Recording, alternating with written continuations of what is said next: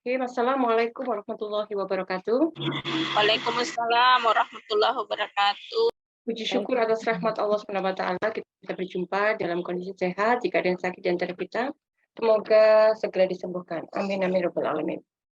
Alhamdulillah atas rahmat Allah pula kita bisa berjumpa secara virtual. Beberapa sudah saya kenal. Saya adalah Sofi Balkis, pendiri dari Yayasan Kreativitas Pembangun Indonesia. Kami bergerak di bidang psikoedukasi, literasi, kemudian sosial, dan juga pengembangan kompetensi untuk psikolog dan konselor. Pada kesempatan berbahagia ini, kita akan berbagi dengan narasumber untuk preview elektronik kooperatif hipnoterapi.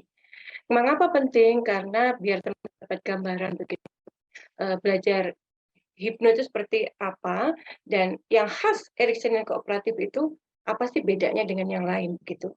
Bersama kita nanti akan dimoderatori oleh Mbak Nasmi Dipatriana, MPC psikolog, psikolog klinis, psikolog Rumah Sakit Umum Haji Provinsi, tapi terletak di Surabaya, begitu ya.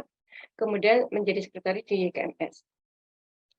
Beliau, alhamdulillahirrahmanirrahim, guru kita tercinta, Dr. Andes Asep Ferugani, psikolog. Beliau awalnya aktif di bidang human capital, kemudian menjadi narasumber, dosen tamu di berbagai perguruan tinggi, dan saat ini menekuni bidang psikoterapi sebagai ekspertis dalam berbagai teknik terapi di Indonesia. Demikian pemaparan dari saya dan akan saya kembalikan ke moderator. Silakan Mbak Nasmi. Ya, terima kasih Bu Sofi. Assalamualaikum warahmatullahi wabarakatuh. Waalaikumsalam warahmatullahi wabarakatuh. Selamat siang, saya ucapkan terima kasih nih atas kesempatannya.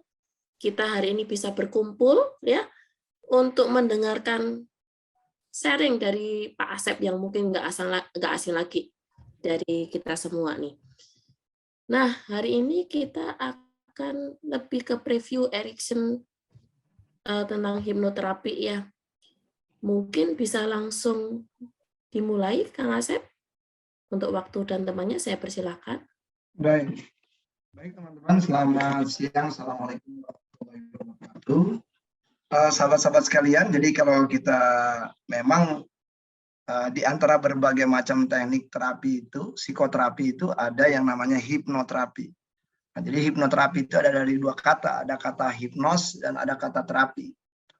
Nah, kalau kita bicara hipnos sendiri artinya apa? Ya hipnos sendiri bisa macam-macam tuh. Hipnos artinya adalah dewa tidur. Ya. Jadi hipnos itu adalah nama seorang dewa tidur dalam tradisi Yunani. Jadi seakan-akan berarti terapi yang menggunakan fenomena tidur, mungkin harus seperti itu.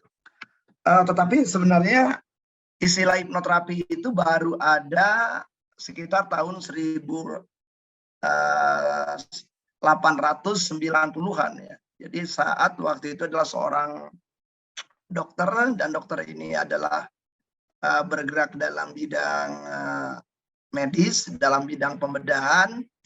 Dia melakukan pembedahan menggunakan sebuah teknik yang diambil dari teknik yang biasanya digunakan oleh orang-orang India, gitu ya. Jadi orang-orang India itu mempunyai sebuah tradisi di mana mereka berada dalam keadaan fokus, dan kemudian ketika dalam keadaan fokus itu mereka dilakukan pembedahan.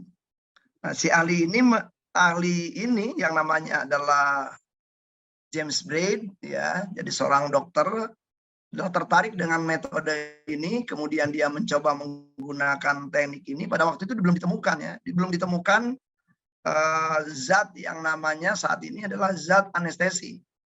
Jadi pada waktu itu adalah dia terpaku, dia tertarik dengan teknik ini, maka dia gunakan di dalam membantu klien, sehingga klien digiring ke dalam teknik ini, di mana teknik itu adalah memanfaatkan keadaan fokus, dan pada waktu keadaan fokus itu sendiri orang bisa mengalami salah satu fenomena, yaitu mati rasa. Nah, pada waktu titik fenomena mati rasa ini tercapai, maka dilakukanlah pembedahan. Awalnya si dokter ini mengatakan bahwa jangan-jangan pada waktu fenomena itu terjadi, maka terjadilah sistem saraf yang tidur. Jadi artinya saraf itu adalah tidak tidak bangun, artinya tidak berespon, yang harusnya saraf nyerinya itu berespon, saat ini adalah saraf nyerinya tidak berespon. Nah, dia membangun sebuah teori yaitu neurohipnosis, artinya neuro yang hipnos atau saraf-saraf yang tidur. Nah, jadi pada waktu awalnya adalah dia menggunakan istilah neurohipnosis. Jadi hipnosis itu secara istilah baru ada istilah hipnosis itu adalah di akhir abad 19 saya, akhir abad 19. Jadi belum masuk ke abad 20. Nah, sejak itu adalah istilah hipnosis itu dikenal gitu ya, adalah sebagai sebuah upaya untuk membuat seseorang yang tadinya dalam keadaan normal, kemudian pelan-pelan masuk ke dalam keadaan yang fokus. Dan di dalam keadaan fokus itu sendiri bisa terjadi beragam fenomena-fenomena hipnosis. Antara lain adalah fenomena anestesia tadi. Nah, tapi di kemudian hari, sahabat kita yang namanya James Brady ini adalah mengubah teorinya menggunakan istilah monoideism. Jadi mono itu artinya satu, ide atau wawasan atau fokus, ism adalah berarti pandangan atau penghayatan atau sebuah anggapan. Jadi monoideism itu adalah, dengan kata lain adalah ketika seseorang diminta fokus kepada sebuah ide tunggal. Nah, jadi hipnosis itu akhirnya kalau kita sekarang dikenal dengan berbagai macam nama ya. Jadi ada misalnya fokus kepada ide tunggal, ada yang memberi nama guided imagery. Guided imagery berarti adalah imajinasi yang dipandu. Nah, jadi apapun namanya sebenarnya adalah cirinya cukup sama, yaitu adalah ketika Anda fokus kepada ide tunggal. Maka sebenarnya kalau kita bicara hipnosis sebagai teknik, beragam teknik yang ada di masyarakat kita. Anda meminta anak Anda, misalnya saja fokus kepada ibu jarinya, pandangannya kepada ibu jarinya. Maka sebenarnya pada saat itu Anda sedang melakukan secara prinsip kegiatan hipnosis. Ada orang yang kemudian sedang rasa ngilu, ya dia kebetulan nyeri gigi, perhatiannya adalah kepada nyeri di dalam giginya, sehingga dia mengalami fenomena adalah sangat peka terhadap rasa. Nah, itu adalah sebuah fenomena hipnosis sebenarnya. Di situ berarti ada hypersensitivity terhadap sebuah keadaan. Ada orang yang misalnya saja kungkum. Ya, itu di dalam malam satu suro banyak aja tradisi-tradisi di beberapa daerah, orang kemudian berendam di sendang gitu ya. Karena dia berendam di sendang, maka dia kemudian fokus kepada tubuhnya, fokus kepada menggigil tubuhnya, fokus kepada tubuhnya yang makin lama terjadi fenomena baal, yaitu menjadi akibat dingin, kemudian menjadi kebal, menjadi baal, ya menjadi mati rasa. Nah, fenomena itu pun juga fenomena hipnosis. Jadi terjadi pada waktu orang mengalami pemokusan kepada satu ide tunggal. Ada misalnya saja orang semedi gitu ya, ingin mengubah diri, dia caranya adalah dengan di tradisi itu ada misalnya tujuh bunga dijadikan satu gitu ya, kemudian dia fokus kepada bau dari perpaduan dari 7 bunga itu, maka ketika dia fokus hidungnya kepada mencium aroma seperti itu, sehingga terjadi fenomena dia fokus kepada ide tunggal, maka itu adalah fenomena hipnosis juga. Atau barangkali di dalam tradisi-tradisi agama, orang misalnya di dalam ajaran tertentu orang melakukan meditasi, fokus kepada nafas masuk, fokus kepada nafas keluar. Nah, ujung-ujungnya dia adalah makin lama makin fokus gitu ya, sehingga terjadi kesadaran yang meluas terhadap dirinya, maka keadaan meditasi itu pun juga bisa menghasilkan fenomena hipnosis. Di kalangan muslim ada orang yang sedang berwudu. Nah, dia fokus kepada wudu. Jadi pada waktu dia wudu, dia merasakan air menyentuh tangannya, kemudian dia merasakan air pada waktu berkumur-kumur, dia merasakan air masuk ke dalam mulutnya, melewati gusinya, melewati rongga-rongga di antara gigi-giginya, dan dia menyadari penuh seperti itu, fokus kepada keadaan seperti itu, maka itu pun juga ada fenomena hipnosis. Maka ketika seseorang adalah khusyuk, khusyuk adalah berarti fokus kepada sebuah keadaan di dalam dirinya. Maka ketika khusyuk pun sebenarnya keadaan hipnosis. Nah, jadi kalau kita bicara keadaan hipnosis itu sebenarnya bukan keadaan aneh gitu. Enggak, keadaan yang normal aja. Keadaan yang dalam keseharian kita alami. Keadaan yang bisa jadi juga setiap hari kita rasakan. Anda misalnya saja naik bis, ya, Anda kemudian supir bis menyetel sebuah lagu dan Anda larut ke dalam lagu itu. Telinga Anda fokus ke situ dan Anda larut kepada lagu itu, dan sangat mungkin karena Anda larut, kemudian Anda lupa keadaan sekeliling Anda, ya, maka itu pun fenomena hipnosis.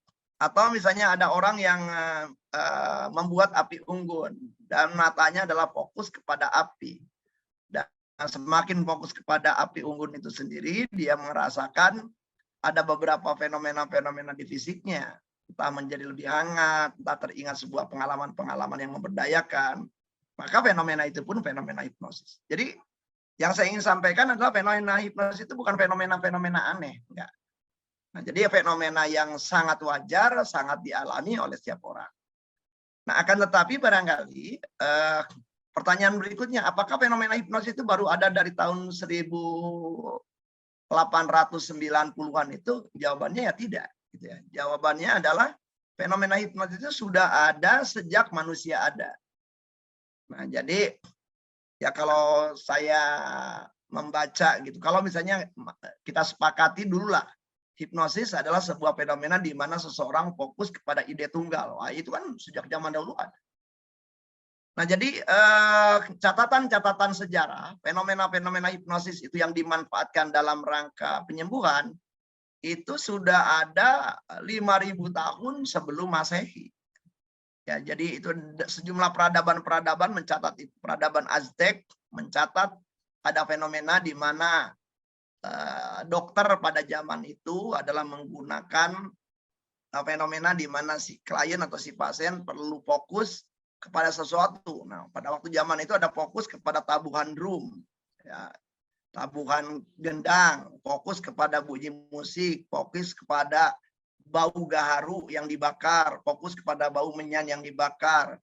Ada juga adalah fokus kepada menikmati makanan tertentu. Jadi sebelum proses penyembuhan berlangsung. Jadi intinya adalah sebenarnya memanfaatkan pemfokusan kepada penginderaan, apakah itu yang dilihat, apa itu yang dicium, apa itu yang didengar, apa itu yang teraba atau tersentuh, ya. Seperti metode kungkum itu kan berarti dia ada ke fisik gitu, fokusnya kepada fenomena-fenomena fisik yang dialami. Nah, jadi kalau dilihat dari sejarah, fenomena seperti ini bukan barang baru. Ada sejak manusia itu ada. Cuman ketika kita bicara sejarah kan adalah sesuatu yang tertulis. Nah, bukti-bukti yang tertulis itu bahkan sampai ditemukan kepada peradaban-peradaban kuno di beberapa budaya, ya, di beberapa masyarakat di dunia ini. Nah, jadi karena itu sebagai sebuah fenomena, hipnosis itu biasa di tanah Jawa, ya fenomena itu ditemukan, di Sumatera ditemukan, di Kalimantan, di Makassar. Jadi di dalam tradisi budaya-budaya kita itu ditemukan. Di Baduy ditemukan, di budaya Sunda ditemukan, di budaya Jawa ditemukan, banyak budaya-budaya itu. Nah, mungkin Anda mengenal tentang tradisi jampe di tanah Pasundan, atau penggunaan mantra di tanah Jawa misalnya saja. Maka biasanya di dalam tradisi mantra itu ada pemokusan. Orang yang bersangkutan harus fokus. Nah, cara fokusnya macam-macam di dalam ranah budaya. Ada orang yang diminta kungkum, ada orang yang diminta mandi tengah malam gitu. Sebenarnya strategi-strategi itu sendiri pemokusan.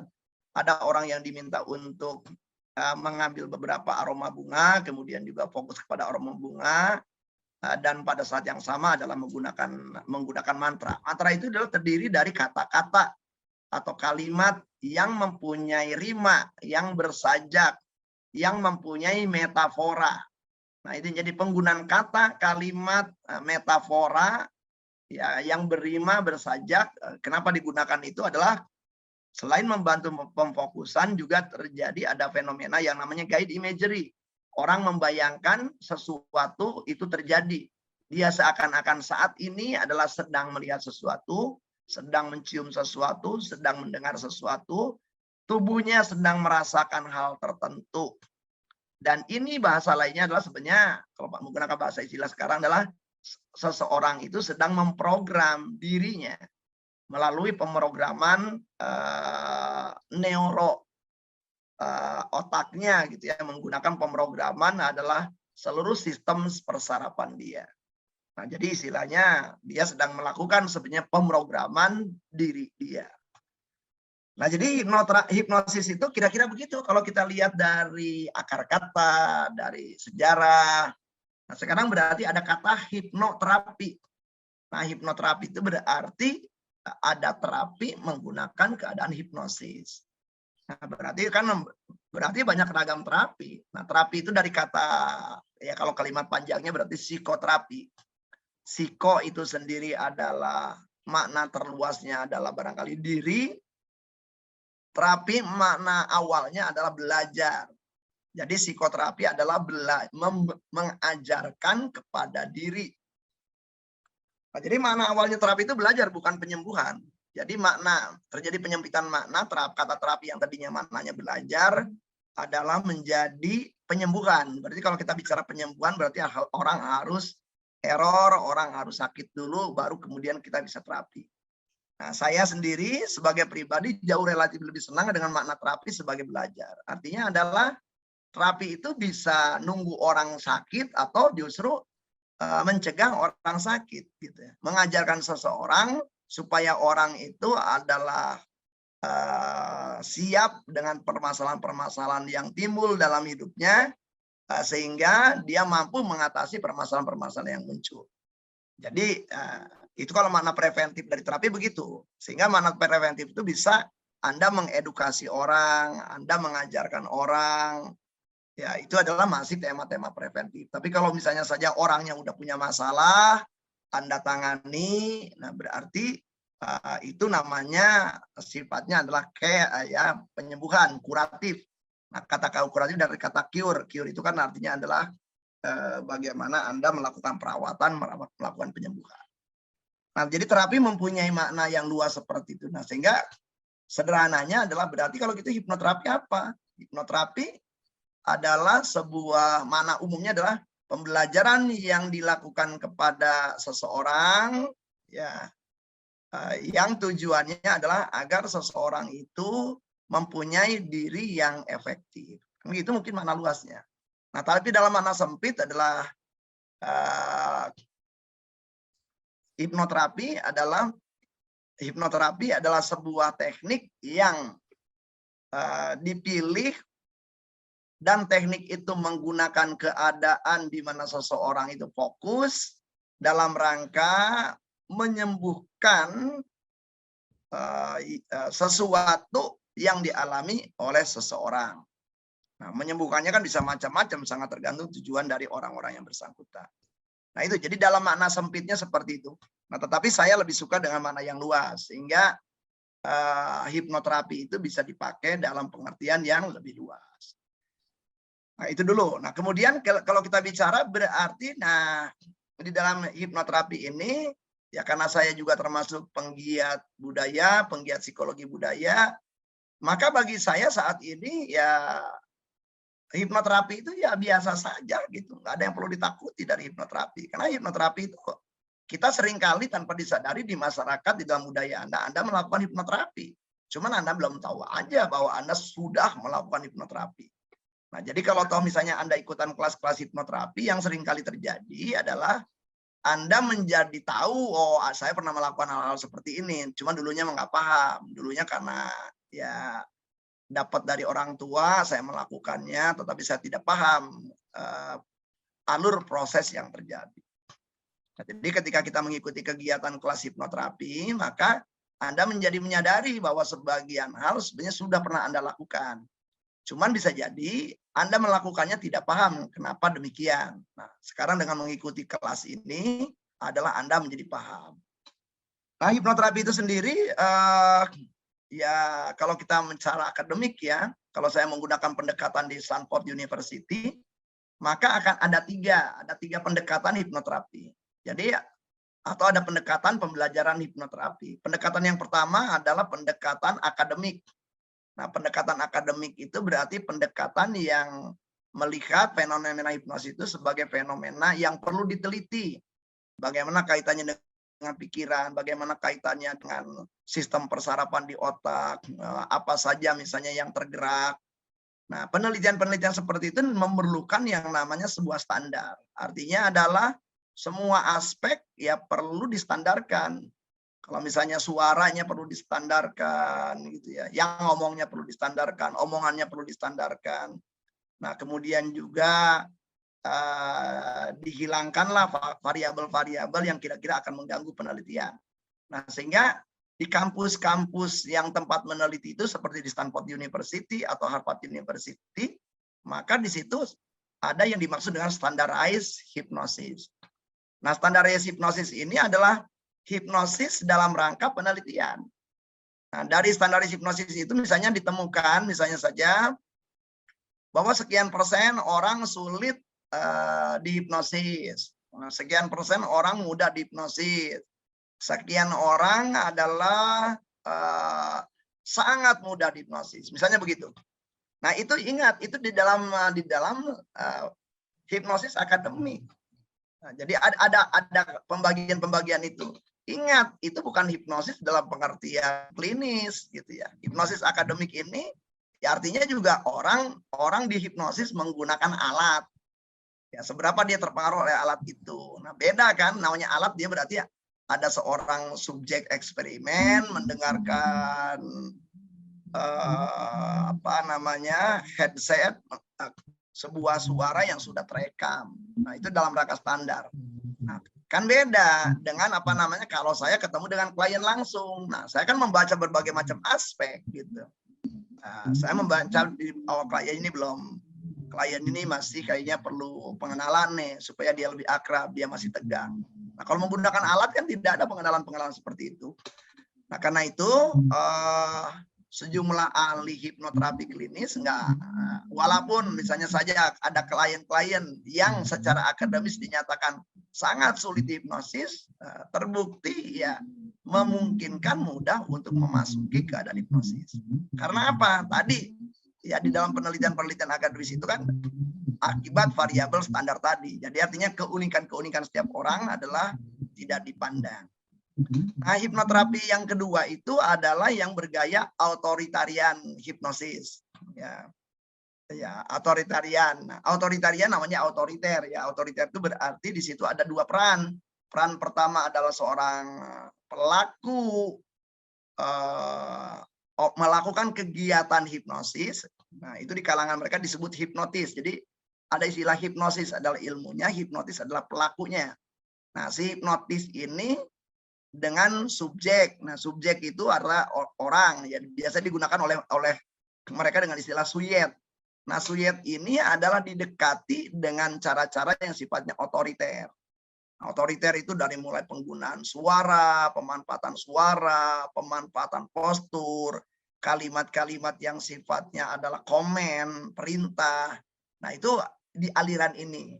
Nah, jadi di aliran ini itu sendiri, nah supaya otoritariannya itu adalah terjadi, maka digunakanlah ada yang namanya tes sugestibilitas. Jadi seberapa seseorang itu memiliki kemampuan untuk mengikuti sugesti. Nah, jadi di aliran yang kedua ini diperlukan betul tuh. Jadi orang tuh harus ada uji sugestibilitas dulu. Apakah orang ini termasuk mudah disugesti atau sangat sulit disugesti. Nah, itu di aliran kedua. Kenapa? Karena mereka menggunakan pendekatannya otoriter. Nah, penggunaan kalimat, penggunaan kata. Nah, sangat mungkin Anda pernah nonton ya acara-acara Romi Rafael. Sangat mungkin Anda pernah nonton misalnya Uya Kuya. Nah, Romi Rafael, Uya Kuya dulu adalah pernah juga ikut-ikutan untuk Ki Joko Bodo. Walaupun Ki Joko Bodo sekarang barangkali sudah mengatakan dirinya adalah untuk keluar ya dari dunia-dunia seperti itu. Nah, di dalam hipnosis panggung itu yang ditampilkan adalah hipnosis otoritarian itu. Nah, saya ulangi kembali kepada rekan-rekan, hipnosis otoritarian itu ya bisa jadi beberapa klien nggak suka. dengan pendekatan seperti itu. Dengan pendekatan di mana dia merasa dalam tanda petik seakan-akan ada yang dominan, begitu ya. Si terapis menggunakan pendekatan yang dominan, dia mendominasi klien.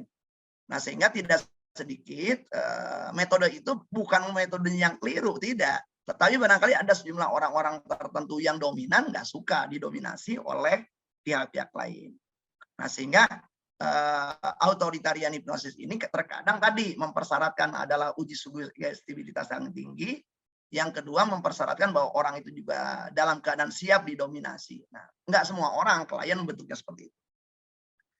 Nah, karena itu ada pendekatan mazhab ketiga, yaitu kooperatif. Jadi yang sifatnya adalah hipnoterapi yang kooperatif.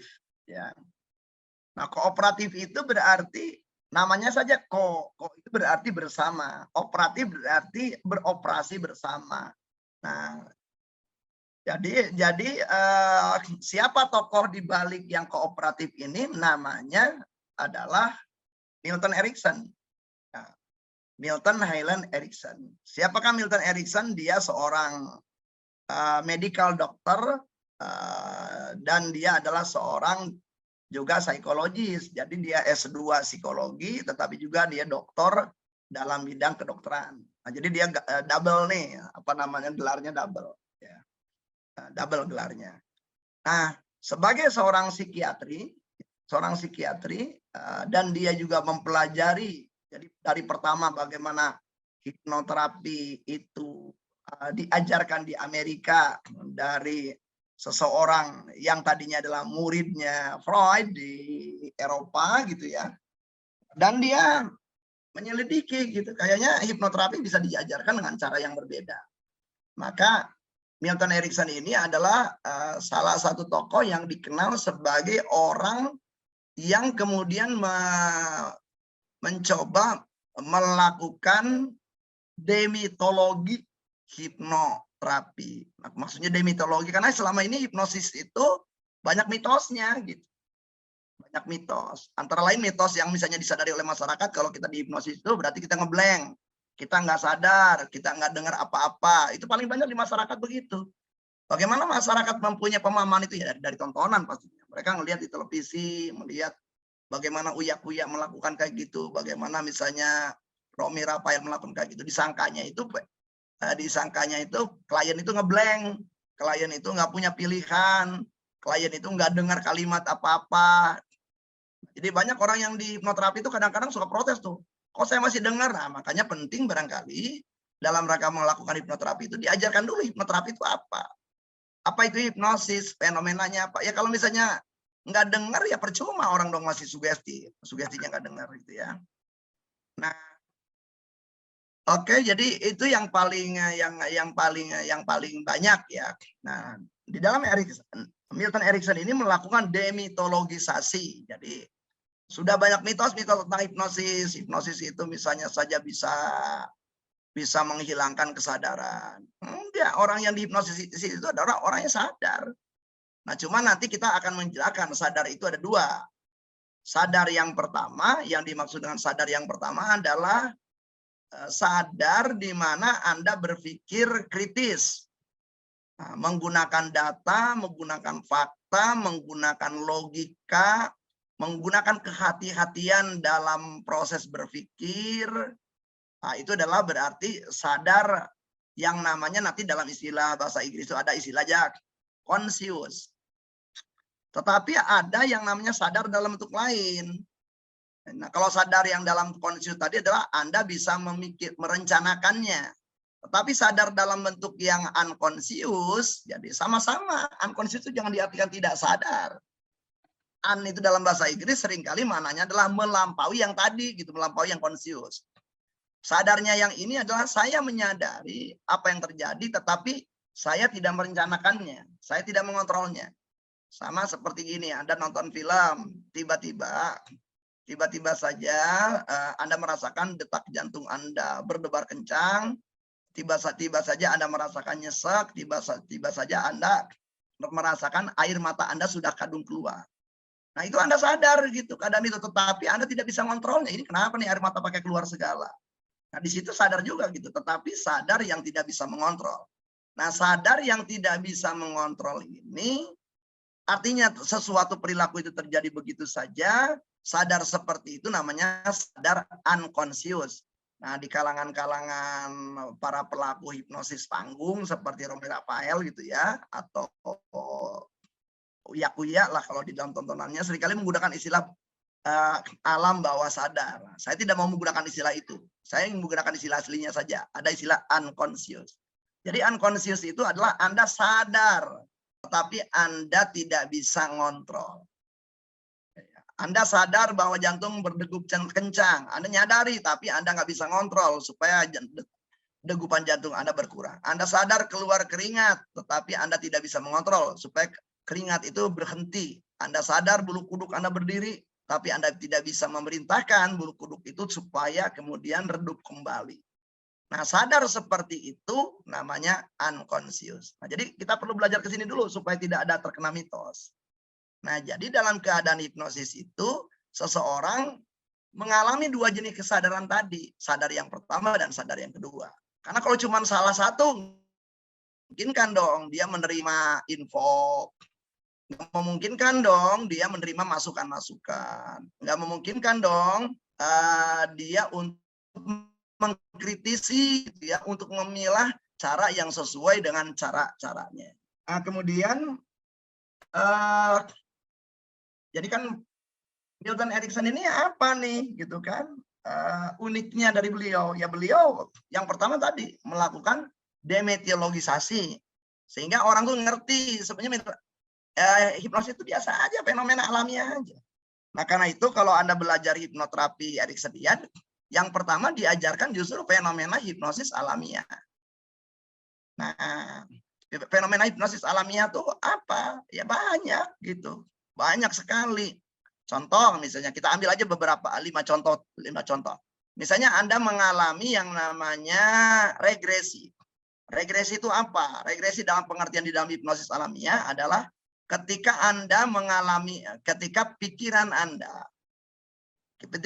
Anda kemudian tiba-tiba ya terfokus kepada pengalaman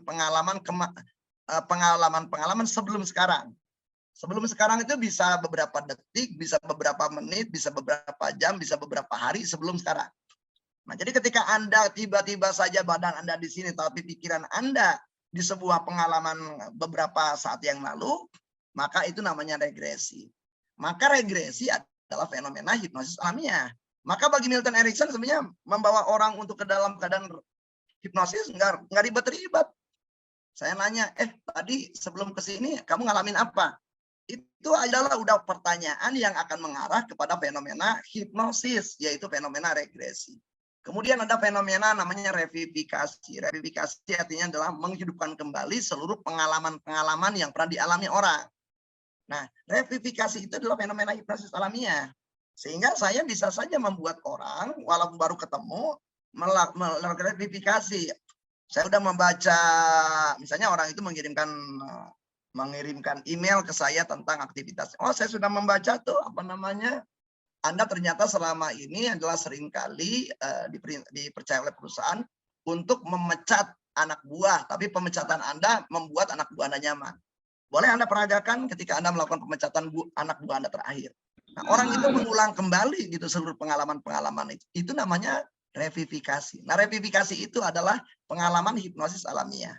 Sehingga orang yang bersangkutan tidak perlu tutup mata, tidak perlu menolak, karena semua yang terjadi fenomena hipnosis itu sudah ada di dalam dirinya. Nah, contoh yang ketiga, ada yang namanya fenomena hipnosis itu adalah ketika seseorang misalnya saja mengalami yang namanya contoh misalnya ideosensory ya. Ideosensory. Nah, ideosensory itu di situ ada ide dan ada sensori. Sensori itu berarti penginderaan gitu ya. Sensori itu berarti adalah kalau misalnya dari mata kepada penginderaan. Misalnya saya ngajak ngobrol sama orang tentang rujak. Wah, orang itu belum apa-apa, terpikir tentang rujak, tercium tentang rujak. Padahal saya cuma ngomong rujak doang.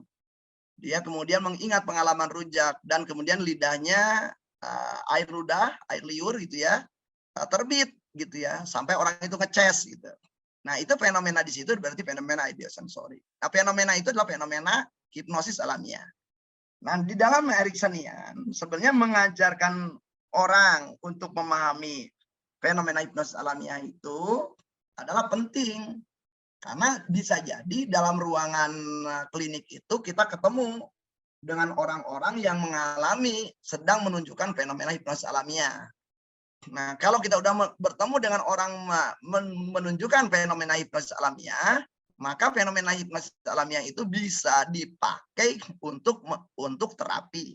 Jadi langsung saja fenomena hipnosis alamiahnya mumpung muncul, keadaan hipnosisnya mumpung ada, lalu saya lanjutkan kepada terapi. Nah, kalau di dalam Ericksonian sudah begitu. Nah, berbeda kalau di dalam authoritarian tidak. Fenomena hipnosis itu dibuat, jadi umumnya perlu dibuat dulu. Jadi dari keadaan normal, orang kemudian perlu ada suggestibility test, kemudian setelah itu orang ini adalah ada mengalami induksi. Jadi induksi itu adalah berarti upaya-upaya dalam rangka membuat orang-orang ini memunculkan fenomena-fenomena hipnosis. Istilah lain adalah elisitasi, sama aja sebenarnya. Elicit itu berarti kan sesuatu itu sudah ada di dalam diri orang, keadaan hipnosis itu sudah ada di dalam orang. Itu perlu dimunculkan. Nah, dimunculkannya dengan cara-cara tertentu. Cara-cara tertentu untuk memunculkan keadaan hipnosis namanya adalah induksi. Nah, setelah induksi, di dalam pendekatan yang kedua itu biasanya digunakanlah di situ adalah bagaimana supaya fenomena hipnosis ini adalah makin menguat. Digunakan istilah deepening lah. Nah, setelah fenomena hipnosisnya menguat, ya baru di situ ada sugesti-sugesti terapeutik. Nah, biasanya kalau di dalam teknik yang kedua tadi di authoritarian itu begitu. Di dalam Ericksonian enggak demikian. Ya, tidak demikian, karena yang namanya fenomena hipnosis bisa muncul begitu saja dan kita tinggal memanfaatkan. Dan di dalam fenomena hipnosis Ericksonian tidak ada yang namanya deepening itu. Karena deepening terpenting adalah justru memvalidasi respon klien, kemudian membuat klien itu adalah makin kuat dalam merespon tertentu. Nah, sehingga yang barangkali mungkinnya istilah yang relatif sama dengan uji kedalaman itu kalau di Ericksonian itu adalah seberapa justru fenomena-fenomena tubuh itu adalah berespon gitu.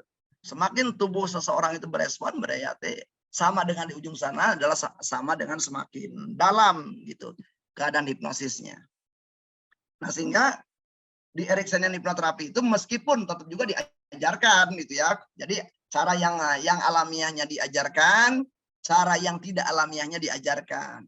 Akan tetapi penekanannya lebih kepada bagaimana kita melakukan, pertama adalah berarti ada beberapa kemampuan utama yang perlu diajarkan di situ.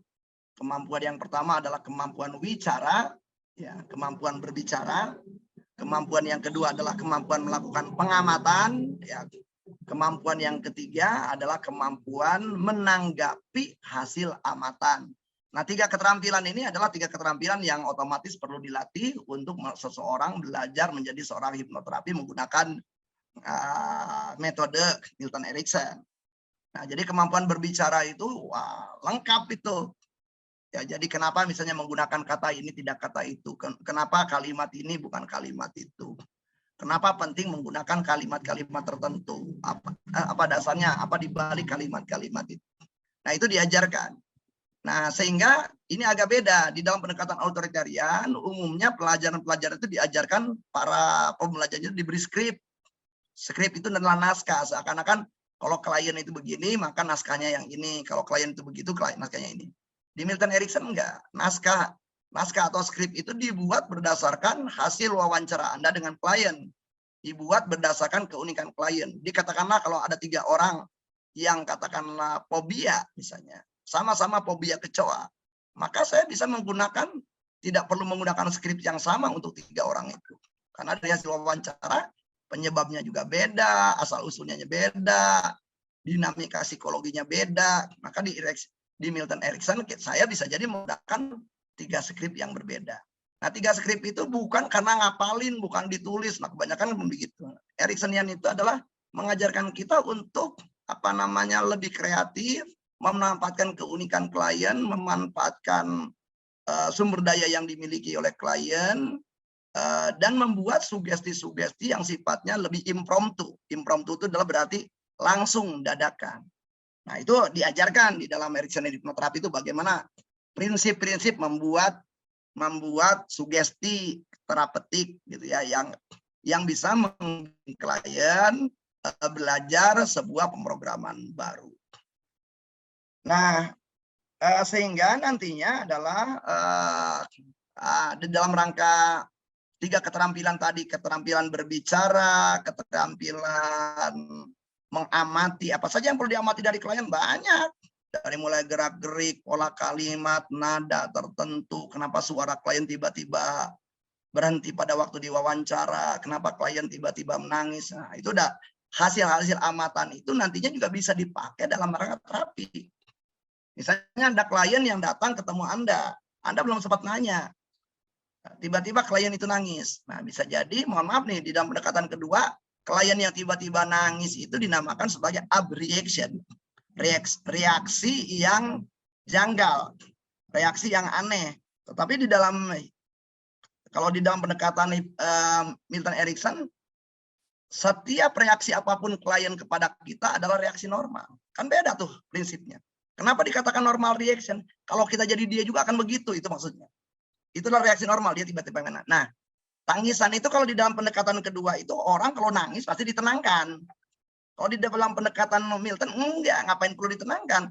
Nangis, orang tiba-tiba ketemu Anda nangis, itu bukti bahwa orang yang bersangkutan sedemikian trustnya kepada Anda, sehingga nggak pakai jaim lagi, sehingga nggak pakai malu lagi, sehingga rela nangis di depan Anda.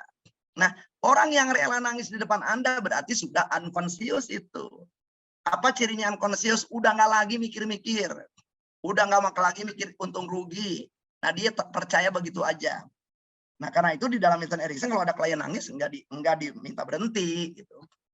Maka biasanya digunakan tuh pendekatan teknik yang namanya accept, utilize. Accept artinya diterima fenomena itu sebagai fenomena normal, utilize dimanfaatkan. Misalnya nih, klien nangis, maka divalidasi oleh kita. Anda mengeluarkan air mata, Anda mengeluarkan tangisan, dan tangisan Anda, air mata Anda sudah melalui pipi Anda, itu sambil kita ngamatin tuh ya. Dan kemudian jatuh dari wajah Anda ke paha Anda. Dan Anda boleh mengeluarkan tangisan, dan tubuh Anda mengharapkan bisa jadi tangisan ini keluar, dan seiring tangisan Anda keluar, seluruh beban-beban yang ada di dalam benak Anda, beban-beban yang ada di dalam batin Anda, keluar dari diri Anda. Nah, kalau di dalam Ericksonian itu langsung dipakai tuh. Jadi, fenomena-fenomena yang muncul itu dipandang fenomena normal, kemudian divalidasi, kemudian diterima sebagai fenomena alamiah, dan kemudian disugestikan untuk sugesti pemberdayaan. Nah, kira-kira begitu. Nah, jadi di dalam agak beda saya rasa ya, jadi approach-nya beda. Nah, otomatis di dalam Ericksonian hipnoterapi ini sendiri adalah memang nanti yang kita ajarkan tuh bagaimana membuat sugesti terapeutik, bagaimana membuat sugesti dari sekedar wawancara, bagaimana membuat sugesti nantinya adalah menggunakan pertanyaan-pertanyaan brief gitu ya. Nah, bagaimana membuat sugesti dengan memanfaatkan keunikan-keunikan klien. Nah, sehingga Anda semuanya ya bisa membuat skrip unik berdasarkan keunikan masing-masing klien. Artinya adalah Anda tidak perlu lagi tergantung kepada buku-buku tentang sugesti. Nah, jadi begitu kalau di dalam Ericksonian hipnoterapi. Nah, hal lain ada perbedaan kalau misalnya saja di dalam pendekatan yang kedua, ya saya bisa mengatakan pendekatan kedua itu karena kan saya belajar juga semuanya ya. Di dalam pendekatan kedua itu seringkali adalah ruangan, bentuk ruangan, peralatan-peralatan yang digunakan di ruangan itu terstandar tuh. Misalnya harus ada reclining set gitu ya, seat gitu ya. Kemudian ruangannya harus seperti ini. Ericksonian enggak tuh. Milton Erickson menterapi orang, nanya dulu ke orangnya, menurut kamu ruangan yang paling nyaman menurut kamu ruangan mana?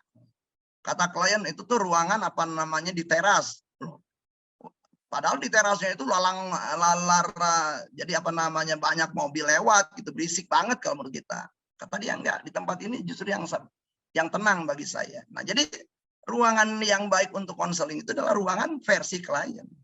Nah, karena itu dalam beberapa kisah para muridnya Milton Erickson ya seringkali membantu orang di mana-mana gitu. Jadi nggak perlu lagi harus ada ruangan khusus.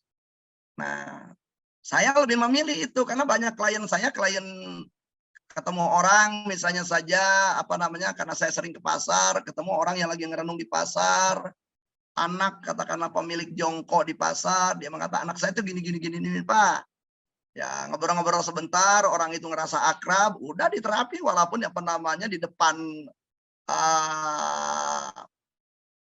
dagangan gitu ya, yang banyak itu, gitu. Karena bagi dia nyamannya di situ. Nah, jadi artinya luaslah kita, luas tempat, luas menghadapi orang, luas ini. Ketemu kiai, dulu saya pernah nanganin sejumlah kiai ya pasti anti lah, apalagi mendengarkan hipnosis, mereka juga terkena mitos hipnosis. Belum lagi mengatakan hipnosis haram. Saya nggak pernah gitu mengatakan tentang saya mau menghipnosis Anda. Tapi orang itu kan ngeluh karena dia tahu saya psikolog. Nah, ketika keluhan-keluhan kayak gini, ya saya tahu nih, kayaknya nih bisa nih dibantu dengan teknik hipnoterapi. Maka saya mengatakan gini, Pak Kiai paling senang itu di antara sholawat yang mana? Si Kiai itu mengatakan sholawat nariyah. Bisakah Pak Kiai membaca sholawat nariyah sekarang pelan-pelan sambil memejamkan mata sehingga bisa menghayati bunyi kandungan dari sholawat nariyah? Insya Allah bisa Kang Asep. Si Kiai itu bersolawat, kemudian apa yang saya lakukan? Tinggal melihat tanda-tanda bahwa dia mengalami keadaan hipnosis. Nah, ketika tanda-tanda dia mengalami keadaan hipnosis itu banyak muncul, seiring dia membaca dan menggumamkan sholawat nariyah, ya lalu disitulah saya melakukan terapi, yaitu dengan memasukkan sejumlah kata, sejumlah kalimat yang sifatnya terapeutik bagi kiai yang punya masalah psikologis itu. Kira-kira demikian. Jadi nggak nyaris, hampir tidak ada ditemukan penolakan karena saya menggunakan cara-cara memasuki keadaan hipnosis menggunakan kesukaan orang itu. Nah, demikian kira-kira sekilas pintas tentang apa yang akan Anda pelajari kalau misalnya Anda ikut belajar Ericksonian kooperatif hipnoterapi. Nah, sekarang saya kembalikan ke Mbak Nazmi, nah, sehingga kita bisa menjawab pertanyaan-pertanyaan yang muncul dari audiens. Silakan. Terima kasih, Kang. Ini tadi sudah ada pertanyaan, sudah penasaran nih, Kang. Bedanya hipnoterapi sama gendam apa ya, Kang ya? Yang pertama, barangkali Anda perlu ngejelasin dulu gendam itu apa. Gitu aja dulu. Nah, jadi perlu dijelasin dulu menurut Anda gendam itu apa, sehingga nanti kita bandingkan dari definisi saja. Karena saya belum mempelajari gendam, sehingga saya nggak bisa menjawab pertanyaan Anda. Kecuali Anda bisa menjelaskan dulu gendam itu apa. Nah, apakah gendam dalam rangka melakukan gendam itu Anda ketemu dengan kliennya? Apakah Anda kemudian juga membawa si klien gendam itu juga untuk fokus kepada hal tertentu? Apakah kemudian dengan hal seperti itu juga Anda membantu klien itu adalah mencapai tujuannya? Nah, kalau misalnya seperti itu ya gendam adalah sama dengan hipnoterapi. Tapi kalau beda ya buat gendam bukanlah hipnoterapi. Jadi kalau yang namanya terapi itu syaratnya diminta oleh klien, diminta oleh orang yang bersangkutan, gitu ya. Berarti namanya diminta berarti ada kesadaran dari orang itu adalah untuk melakukan perubahan pada dirinya. Nah, berarti hal seperti itu. Jadi kalau tidak diminta atas keinginan sendiri, gitu ya, kita berarti namanya kalau di dalam istilah terapi itu adalah saya mencampuri urusan klien. Nah, belum tentu kliennya pengen gitu melakukan perubahan. Demikian. Jadi akan jauh lebih baik kalau Anda sendiri menjelaskan dulu apa yang dimaksud dengan gendam itu. Tapi kalau gendam itu yang beredar di masyarakat adalah saya melakukan upaya-upaya tertentu kepada orang lain itu sendiri tidak menginginkan keadaan seperti itu, maka sebenarnya tidak termasuk ke dalam definisi hipnoterapi. Demikian. Karena itu pastinya kalau dengan demikian berbeda. Ya, selanjutnya Mbak Sinta, monggo silakan. Ya, Assalamualaikum Kang Asep, izin bertanya. Kembali ke mana layarnya ya? Ya, silakan Bu. Langsung Jadi kembali ke aja. Kiai tadi. Ya, kembali ke kisah Kiai tadi, ketika sudah memasuki kondisi hipnosis, gayanya Ericksonian, sugesti terapeutik apa yang diberikan? Apakah dengan metafora? Ya, terima kasih. Sugestinya ya sangat tergantung sih, gitu ya. Bisa.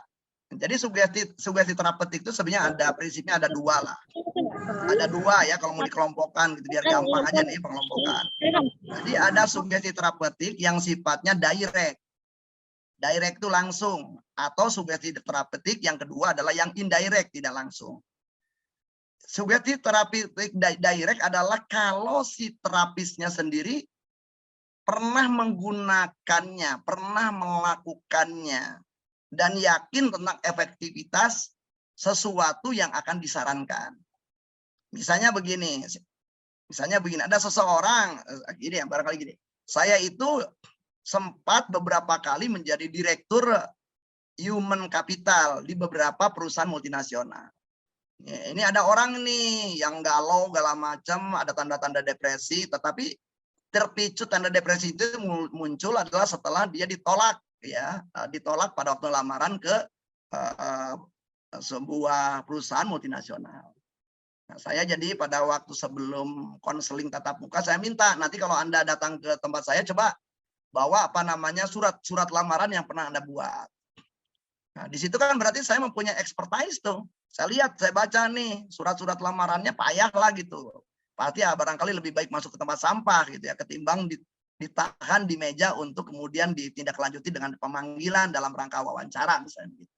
Nah, di situ dalam hal itu berarti saya mempunyai pengalaman, punya expertise. Nah, kalau saya punya pengalaman, punya expertise, maka saya akan menggunakan sugesti langsung.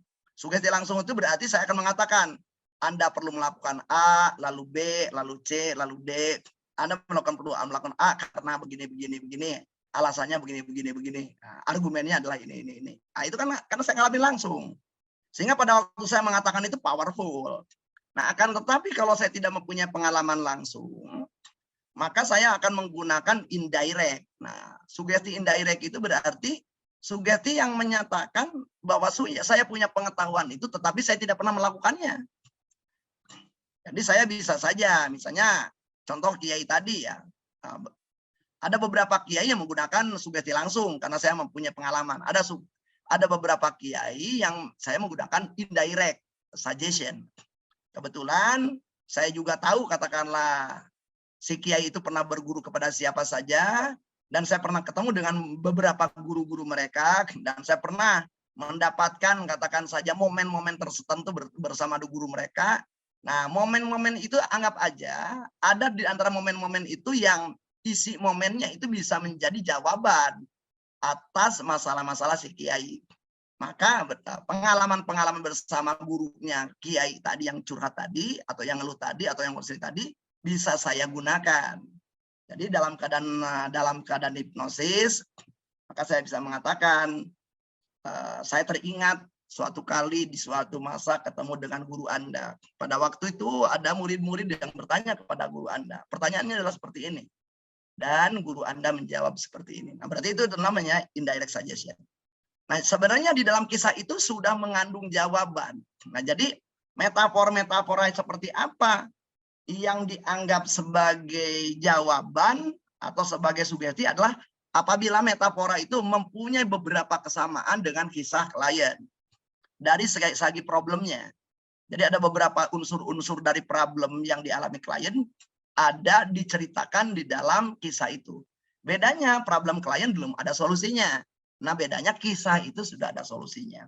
Sehingga dengan kata lain adalah solusi itu seakan-akan dipinjam dari kisah itu. Nah, itu namanya indirect suggestion. Demikian Mbak Sinta. Ya, ada pertanyaan? Terima kasih. Ada pertanyaan lagi ya Kang ya dari Mbak Fatih. Assalamualaikum, bagaimana melakukan kalibrasi yang akurat sehingga tes operation, tes exit-nya bisa bagus dan sempurna?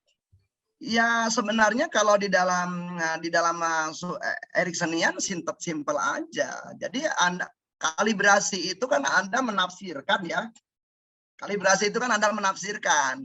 Nah, jadi kalau Anda mau melakukan kalibrasi ya berarti Anda harus tahu yang namanya baseline behavior dulu dan berulang-ulang gitu. Misalnya gini, Anda pengen tahu gitu, apakah kalau seseorang itu mengatakan dalam dirinya tuh ya dan tidak, iya-nya tuh kayak gimana nih gerak-gerik tubuhnya nih, ngangguk apa-apa. Itu berarti Anda harus berulang-ulang tidak dalam hanya satu kali latihan. Misalnya coba latihan ini apa nih baseline behaviornya. Oh misalnya nih kalau iya dia tuh ada kecenderungan kepalanya ngangguk. Nah pertanyaannya apakah kepala ngangguk pasti iya? Diuji coba terus berulang-ulang dalam beberapa kali latihan. Nah jadi kalibrasi kalau Anda misalnya mau aktif dalam kalibrasi berarti penting Anda membuat yang namanya baseline behavior itu istilahnya. Jadi apakah di antara beberapa penanda-penanda dari ketubuhan klien itu yang mana yang paling sering kali muncul dalam sejumlah kejadian. Nah, jadi bisa jadi mungkin awalnya ada 5 nih perilaku nih yang 5 tanda-tanda di tubuh, misalnya kedipan mata, anggukan kepala, condongnya tubuh misalnya. Tetapi di peristiwa yang lain, ya-nya itu cuman condongnya tubuh. Nggak muncul itu anggukan kepala misalnya. Di peristiwa lain muncul lagi condong tubuh. Nah, berarti condong tubuh itu bisa jadi baseline behavior bagi dia.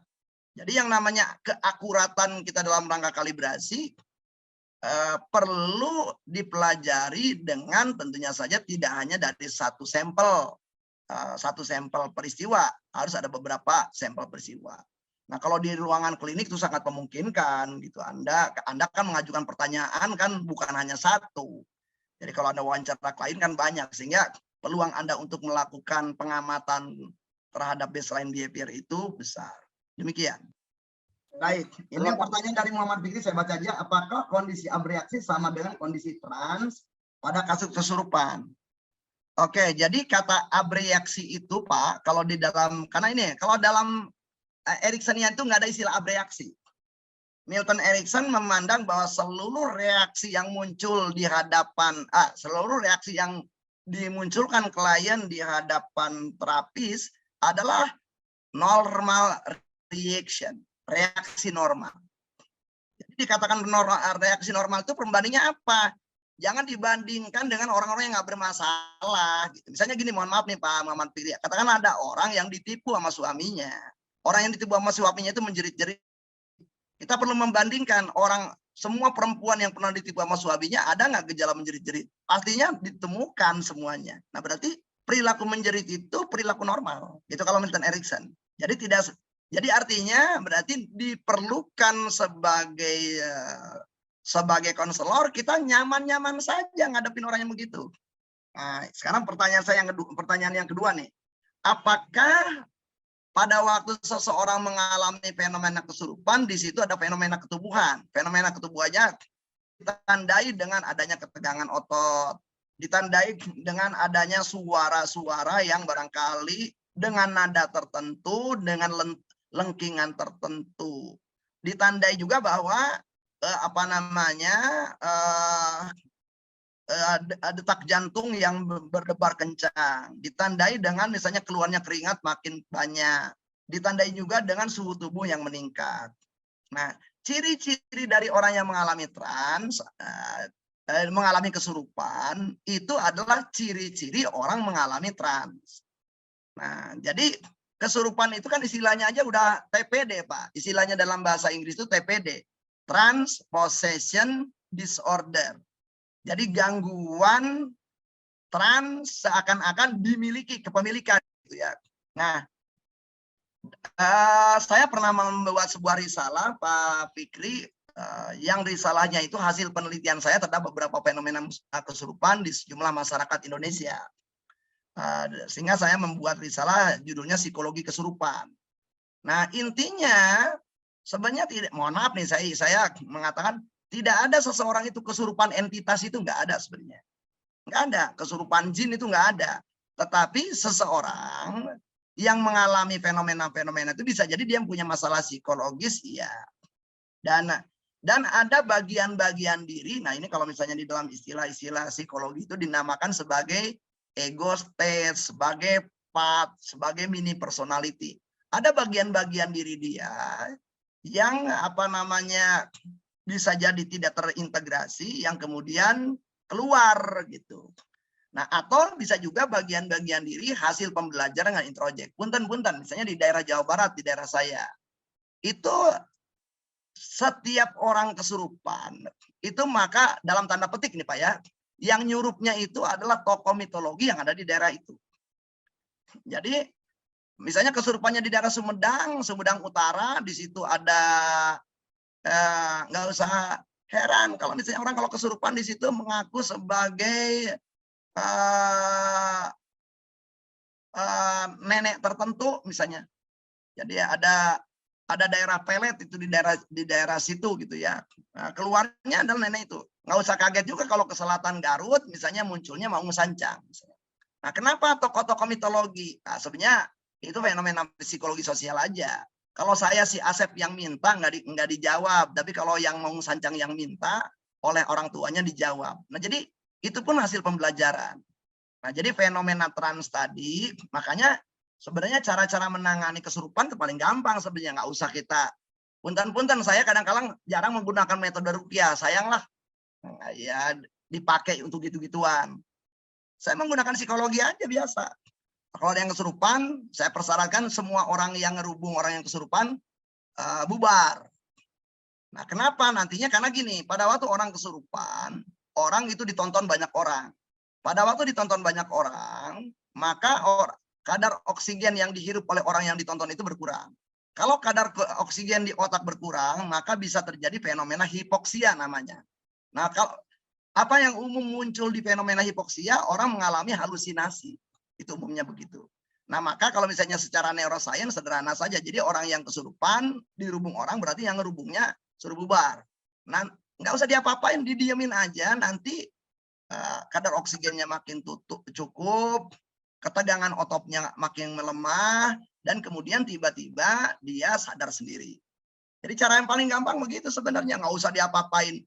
Kalau mau lebih cepat, ambil yang kesurupan, pegang sama berempat orang, cari cari kula, cari balong, cari empang, jeburin ke empang. Insya Allah dia akan berusaha bangun gitu ya. Sederhana aja cara-caranya begitu. Nah, jadi orang yang kesurupan itu, kenapa orang mengambil cara kesurupan? Karena masyarakat di daerah itu melihat kesurupan sebagai solusi. Nah, kalau orang minta dalam keadaan biasa nggak didapatkan, tapi kalau dalam kesurupan diperoleh. Nah, jadi itu ada fenomena-fenomena seperti itu. Ya. Jadi, nah, oke berikutnya. Ya, dari Mbak Francesca, Kang. Saya pernah melihat beberapa kali melihat hipnoterapi, ada yang kondisi klien sampai susah berbicara, namun ada yang masih mampu menjawab terapi. Sejauh mana kondisi trans yang efektif? Gini, mohon maaf ya, kita kan kadang-kala seringkali nonton film ya. Saya nyaris ngelihat seluruh video-video Milton Erickson tuh nyaris tidak meminta klien untuk berbicara. Jadi kalau kata Milton tuh gini, kita tuh sebenarnya pada waktu nerapi orang tuh demi siapa? Demi kerennya saya sebagai terapis atau demi perubahan pada diri klien. Udah beda tuh. Jadi berbicara itu bukan, kalau menurut Milton Erickson, klien berbicara itu bukan sesuatu protokol, itu bukan protokol, bukan bagian terpenting dari protokol hipnoterapi, bukan. Nah, karena itu ketika klien dalam keadaan trans, ada klien yang mengalami fenomena sulit bicara. Biasa aja itu. Nah, ada juga klien yang mudah bicara. Tetapi berbicara klien dalam keadaan trans bukan protokol wajib. Saya alhamdulillah sampai sekarang nyaris nggak pernah tuh meminta klien untuk ngomong gitu apa yang sedang dia hayati. Enggak. Bagi saya biarin klien asik dengan dirinya sendiri gitu ya. Tugas saya adalah membimbing klien gitu dengan menggunakan berbagai macam sugesti. Sugesti itu kan sederhananya adalah tahapan-tahapan dalam rangka membantu klien menuju tujuan. Jadi katakanlah kalau dari Garut menuju Bandung, harus lewat, katakan saja, harus lewat Leles, harus lewat Kadungora, harus lewat Nagreg. Nah, nggak ada beda. Sebenarnya kan sebagai hipnoterapis itu saya membimbing orang-orang melewati itu, alur itu. Apakah orang itu harus ngomong? Saya memilih tidak. Lebih baik orang itu adalah benar-benar fokus ke dalam penghayatannya dalam keadaan trans, dan penanda-penanda bisa menggunakan penanda-penanda fisik. Apabila Anda sudah X, Anda bisa memberikan tanda dengan menggerakkan salah satu jari di tangan Anda atau dengan menganggukkan kepala Anda. Saya lebih memilih ideomotorik signaling ketimbang orang itu berbicara. Kenapa? Yang pertama, bicara itu bukan klien yang nggak mau bicara, tetapi kalau kliennya udah masuk ke dalam fenomena yang sulit bicara, puyeng Anda gitu. Nah, jadi tidak diperlukan nyaris gitu ya untuk meminta klien itu bicara. Demikian. Silakan berikutnya. Ya, dari Bu Naning Yuliani. Assalamualaikum, izin bertanya. Teman saya ada yang sakit stroke, jalan naik tangga tidak bisa. Kemudian ikut kegiatan hipnosis dan pada saat itu bisa naik tangga dengan baik, tetapi keesokan harinya tidak bisa naik lagi. Mohon pencerahannya, Kang, mengenai kejadian itu bagaimana ya? Iya, itu nggak ada beda kayak gini. Pertanyaannya adalah kan berarti sebenarnya kalau kita bicara kayak gitu, tubuh orang yang bersangkutan sebenarnya nggak punya masalah tuh. Nggak punya masalah. Ya itu saya juga sama juga begini. Ada fenomena yang namanya, ada sebuah fenomena yang namanya kalau di dalam istilah psikologi itu ada dua istilah. Ada istilah yang namanya psikosomatis, ada istilah yang namanya reaksi konversi. Istilah psikosomatis memang ada kerusakan di tubuhnya. Tapi kerusakan di tubuh itu diperparah oleh tema-tema psikis. Misalnya ada orang yang terkena asam lambung. Ya memang juga asam lambungnya juga jadi berlebihan. Memang juga ada kerusakan di lambungnya. Dan kerusakan itu berarti dua tuh. Penyebabnya fisik real dan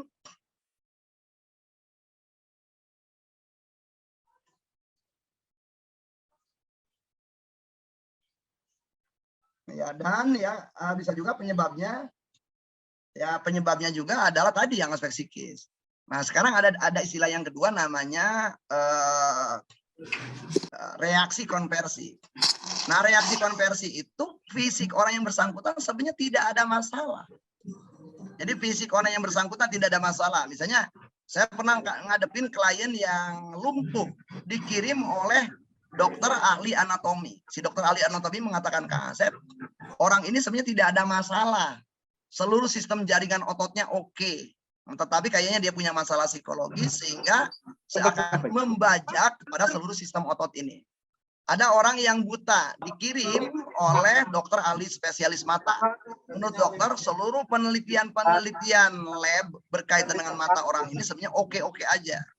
Sangat mungkin dia mempunyai aspek-aspek psikologis. Yang itu namanya histeria konversi. Nah, dari pengalaman saya pernah menemukan orang yang stroke, yang menurut dokter sendiri sebenarnya dia bisa jalan. Tetapi kata dokter, sangat mungkin ada tema-tema psikologis yang menyebabkan dia seakan-akan membajak, menghijack sehingga kakinya tidak jalan. Nah, menjawab pertanyaan tadi, seorang hipnoterapis yang sudah membantu klien ini membuktikan bahwa sebenarnya kaki dia nggak ada masalah. Saya ulangi ya.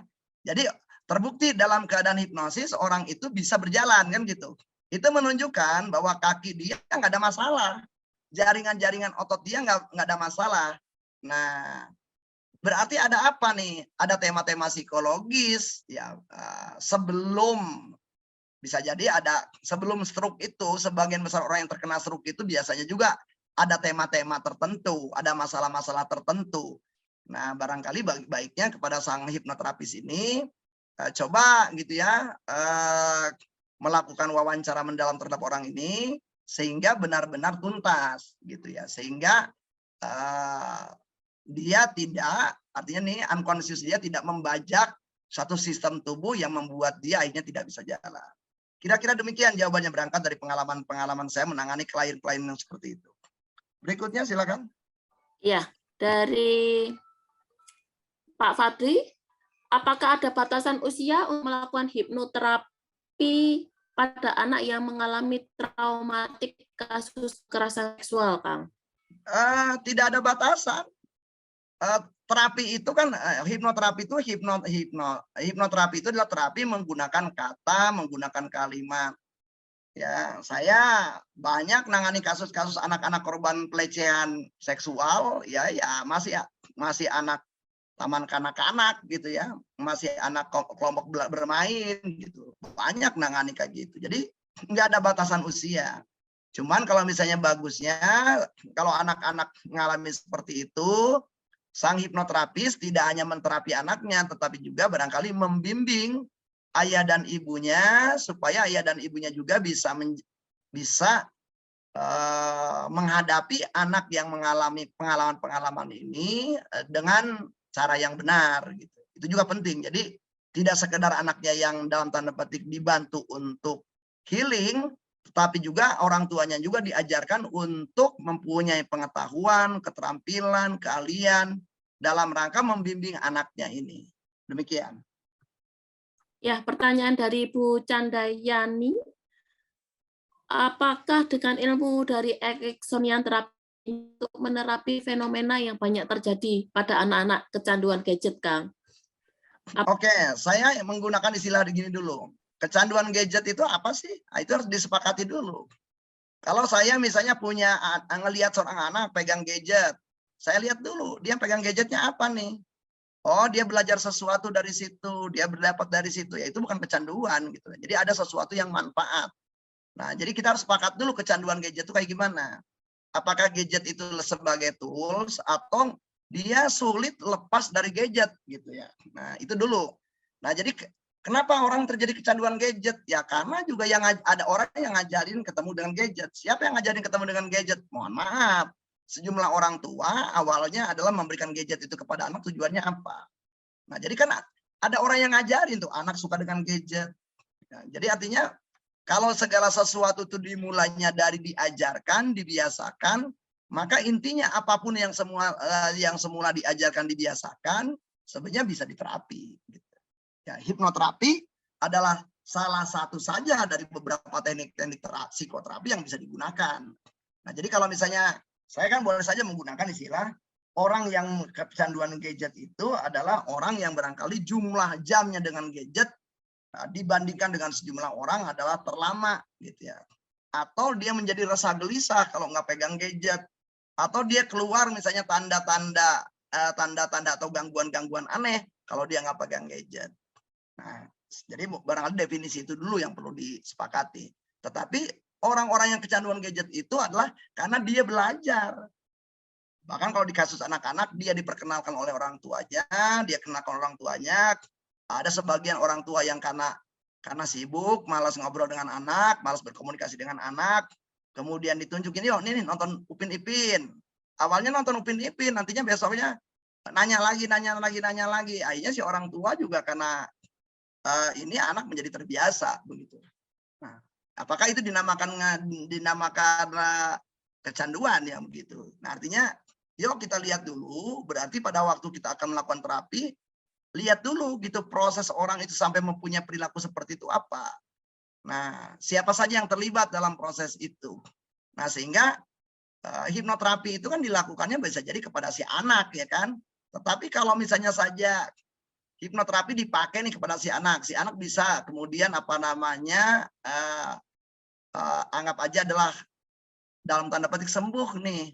Artinya adalah sembuh itu adalah menggunakan gadget sesuai dengan kesepakatan, sesuai dengan keperluan, sesuai dengan kemanfaatan. Nah, kembali nanti apakah kondisi di keluarganya itu sendiri akan mendukung nggak anak begitu? Nah, itu juga berarti kan tidak serta-merta gitu. Kalau kita melihat kecanduan itu, titik kecanduannya berbagai macam aspek yang mengait kepada kecanduan itu juga perlu dilihat. Sehingga bisa jadi tidak hanya si anak yang bersangkutan yang perlu diterapi, tetapi keluarganya pun perlu diterapi pula.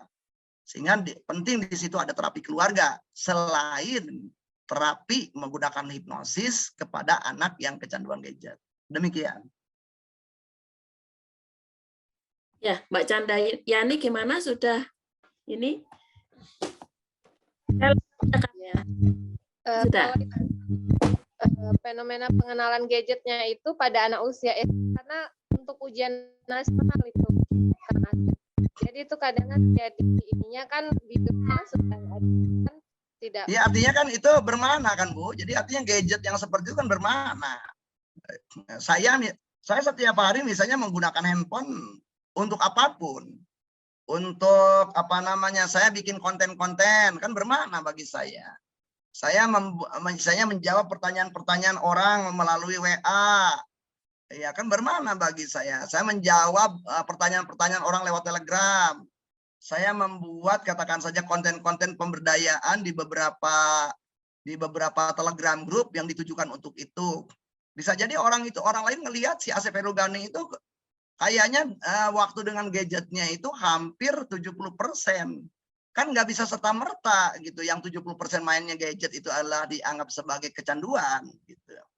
Karena kalau misalnya nggak ada ya saya juga bisa sama sekali nggak megang gadget gitu kan gitu. Nah jadi untuk mengatakan kecanduan itu tadi yang dilakukan dengan gadgetnya ngapain? Bermakna atau tidak? Sesuai dengan konteks atau tidak? Selama sesuai dengan dia belajar, dia nyari jawaban melewat gadget, ya wajar itu mah gitu. Belum bisa kita mengatakan kecanduan gitu di situ. Nah, jadi untuk menentukan kecanduan bukan persoalan lama atau sebentarnya megang gadget gitu, tapi seberapa program yang melalui gadget itu bermanfaat atau tidak bermanfaat. Seberapa itu mengganggu apa namanya tujuan perkembangan anak-anak. Kan anak-anak tuh belajar A, belajar B, belajar C, belajar D. Nah, apakah gara-gara gadget ini tadi itu waktu untuk belajarnya menjadi berkurang, waktu untuk bersosialisasinya berkurang, waktu untuk misalnya saja di situ ada makan berkurang. Nah, kalau udah kayak gitu, dia kemudian terfokus kepada misalnya saja ada anak yang kalau nggak ketemu Upin Ipin dia nangis, dia jerit-jerit, dia ini. Ya. Kalau udah kayak gitu baru bisa dikatakan dia kecanduan gadget. Jadi namanya candu itu adalah cirinya kecanduan. Saya tahu saya harus berhenti tapi saya nggak bisa. Nah itu. Tapi kalau saya tahu harus berhenti dan saya bisa belum disebut kecanduan. Demikian Ibu. Ya. Baik, lanjut aja. Ya, saya lanjut ya Kang ya dari Bu Sinta. Kenapa seseorang bisa mengalami koma state, Pak, sesak sekali untuk bangun sadar normal, sehingga waktu saya dibangunkan mungkin ya, ini oleh terapis menggunakan metafora, barulah saya bisa sadar normal. Ya, karena yang bersangkutan nyaman di dalam keadaan koma state itu. Itu aja jawabannya. Karena yang bersangkutan ngerasa nyaman di dalam koma state itu, dan dia nggak mau dibangunin, ya nggak ada masalah juga. Udah, jawabannya begitu aja. Orang-orang yang masuk ke dalam koma state adalah orang-orang yang nyaman dalam keadaan itu. Dan ya yang bisa ngebangunin dia cuma dirinya sendiri, gitu aja. Jadi saya sering kali kalau di beberapa, dan punten-punten di Ericksonian hipnoterapi itu nggak pernah kita mengharuskan orang masuk ke dalam keadaan koma state. Nggak ada. Itu mah aliran beda itu. Authoritarian approach kadang-kadang suka mengeksperimenkan tema itu. Tapi dalam hipnoterapi nyaris tidak diperlukan koma state itu.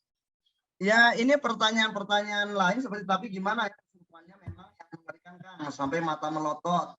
Biasa saja itu. Jadi nggak ada kesurupan yang mengerikan, nggak ada. Yang ada adalah konselornya yang nggak siap ngelihat pasien begitu. Nggak ada yang mengerikan itu. Mau kesurupannya yang melotot, kenapa takut yang melotot? Setiap hari juga orang Bali nari sambil melotot itu. Jadi yang perlu diterapi saya rasa bukan kliennya itu, tetapi kitanya. Jadi kita belajar melihat apapun reaksi klien sebagai normal.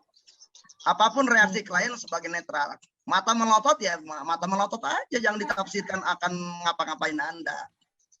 Kekerasan gitu ya. Nah, tinggal tadi makanya perlu belajar juga gitu kekerasannya seperti apa. Selama Anda bisa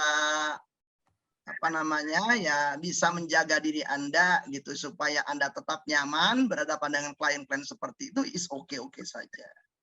Jadi nggak ada kalau dari pengalaman saya mau kesurupan tukang silat, kesurupan apapun ya, kesurupan cuma gitu-gitu aja tuh. Nah, cuman ya kalau kitanya udah takutan, berarti kita terhipnosis oleh keadaan kesurupan. Nah, itu yang paling banyak di masyarakat. Sehingga banyak ketakutan kalau ngadepin orang kesurupan. Padahal paling gampang ngadepin orang kesurupan itu pukulin aja gitu. Siram aja pakai air. Paling gampang cari tai kotok atau tai ayam. Tai ayam kemudian apa namanya? Masukkan ke piring kecil, ambil air, aduk, kemudian kucurkanlah apa namanya ke hidung yang bersangkutan. Dijamin segera waras dia. Iya betul Kang, betul. Ya, terima kasih Kak. Terima kasih atas waktunya yang sudah berbagi informasi hari ini. Dari 1,5 jam itu yang paling sederhana sebenarnya kita sudah melakukan hipnoterapi sebenarnya. Cuman kita kadang nggak sadar aja dan kadang arahnya juga belum jelas apa nih tujuannya. Nah, biar nanti kita belajarnya lebih terarah, nggak cuma dipraktekkan pada diri kita sendiri, tapi juga bisa dipraktekkan pada orang lain. Makanya kita perlu untuk mendalami lagi ya terkait dengan hipnoterapi ini bisa dengan Kang Asep ya Kang ya. Maka untuk itu saya tunggu nih saudara-saudara di sini untuk segera mendaftarkan diri mengikuti pelatihan Erikson Kooperatif Hipnoterapi biar bisa mendapatkan informasi dan latihan secara lebih lengkap. Nah, kemudian dari meskipun ini kegiatannya cuma preview, YKMS juga menyediakan sertifikat nih, tapi ada syarat dan ketentuannya yang berlaku. Syaratnya bisa dibantu dari Bu Sofi mungkin? Ya, sudah saya share di grup dan saya tulis di chat Zoom ya. Oke. Jadi teman-teman bisa scroll dan yang paling penting adalah pesan sponsornya nih ya. Masih berlaku diskon early bird. Dan kalau hari ini teman-teman mau DP ya, boleh DP minimal 1 juta, diskon 100.000 lagi. Banyak diskon. Baik, diskonnya bisa diambil dan nanti kalau dari luar kota ke Surabaya, kita beri fasilitas free menginap sekamar berdua begitu. Wah, tawarannya menggoda ya Bu Sofi ya. Sampai free menginap segala ini. Ada penjemputan juga Bu Sofi barangkali? Oh enggak, kalau penjemputan enggak. Mungkin kalau di drop ke pulangnya ya, pulangnya kalau kita drop ke stasiun bisa, stasiun atau ke bandara. Tapi kalau kedatangan tidak bisa karena nanti banyak jam. Kedatangan itu kan jamnya bisa berbeda-beda ya. Ya. Tapi kalau keberangkatan bisa begitu. Oke. Ayo segera daftarkan ya. Oke, terima kasih untuk waktunya. Alhamdulillahirrahmanirrahim. Tiba saatnya kita di penghujung acara. Saya ucapkan terima kasih dan mohon maaf apabila ada salah kata dan kekurangannya. Semoga ilmu ini yang kita dapatkan bisa bermanfaat bagi kita untuk kedepannya. Monggo untuk waktu selanjutnya. Amin. Saya kembalikan kepada Bu Sofi. Silakan Bu. Baik, terima kasih banyak bantuannya Mbak Nasmi untuk memoderasi kegiatan hari ini dan terima kasih banyak untuk Kang Asep yang bersedia untuk memberi gambaran bagaimana hipno itu bisa dipraktekkan teman-teman ya. Soal konten materinya memang harus ikut kelas begitu. Tapi paling nggak Kang Asep sudah membantu memberikan gambaran bahwa hipno bisa diterapkan dalam banyak kasus ya diskusi kita siang ini. Terima kasih banyak atas kehadiran rekan-rekan semua. Yang mau riset juga boleh. Ada yang pernah jadi muridnya Kang Asep ini di kelas sebelumnya. Silakan untuk menjadi panitia. Billahi taufiq wal hidayah. Assalamualaikum warahmatullahi wabarakatuh. Sampai jumpa secara offline di Surabaya.